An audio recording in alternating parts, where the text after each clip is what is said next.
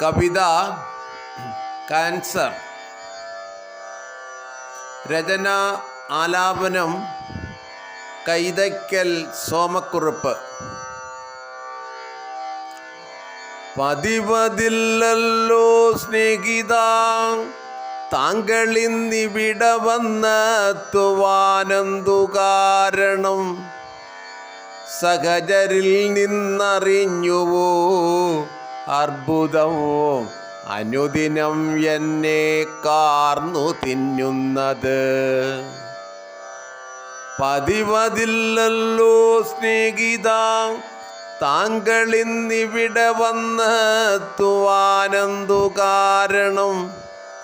സഹചരിൽ നിന്നറിഞ്ഞുവോ അർബുദം അനുദിനം എന്നെ കാർന്നു തിന്നുന്നത്? ഇനി മുതൽ സാധ്യമാകുമോ താങ്കളോടൊത്തു സുപ്രഭാതത്തിൽ നടക്കുവാൻ? വരളുകയാണു ചിന്തകൾ സത്യമായി, മതിവരുന്നില്ല ഭൂമിയിലെ ജീവിതവും. ഈ വിപത്തൻ്റെ അന്നനാളത്തിലാണെന്നു കേട്ടു പതറി ഞാനക്ഷണം. അന്നമുണ്ണുവാനാകാതെ വന്നതിൽ പിന്നെയാണിത്ര ക്ഷീണമുണ്ടായത്.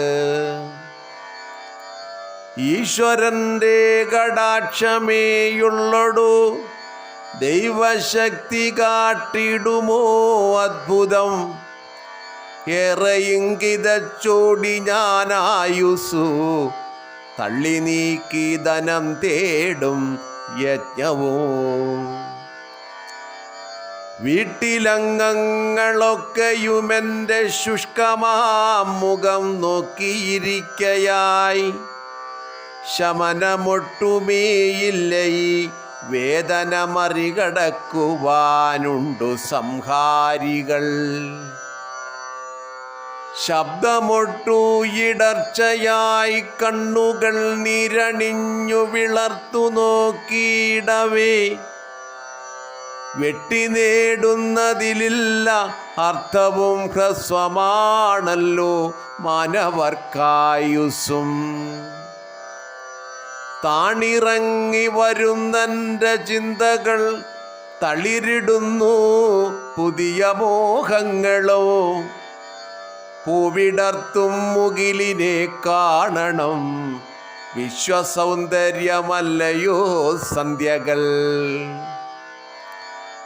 മഞ്ഞല കുളിർമാറിടുമ്പോൾ മലർവാടിയിൽ പൂത്തു നിൽക്കുന്ന പൂക്കളെ, സ്നേഹമുത്തം പകർന്നു പൂന്തേനുണ്ടുപോകുന്ന പ്രാണിവർഗങ്ങളെ, പാട്ടുപാടും കുയിലിനി പല നാദഭംഗി തീർത്തിടും കിളികളെ, പാൽനിലാവും ഉദയാസ്തമയവും കണ്ടുകൊതി തീരുകില്ലയൊരിക്കലോ. വീട്ടിലല്ലെൻ്റെ മാനസം നാട്ടുഭംഗി ചൂടി നിൽക്കുന്ന പ്രകൃതിയിൽ, ഇത്ര നാളും ലാളിച്ച ഈ ജീവിതമോ വിജയമല്ല വിരസമായി നിശ്ചയം. കാലമേറെയുരുണ്ടുപോയി ബാല്യകാലമേ കമനീയമായുള്ളടോ. സ്നേഹിതനെന്നു ചൊല്ലിയ വാക്കുകളോർത്തു സ്തബ്ധനായി നിൽക്കുന്ന വേളയിൽ, കാൽവിരലിലെ കെട്ടറുക്കുന്നിതാ ചിതയ്ക്കുതീ കൊളുത്തിടുവാൻ പുത്രനും.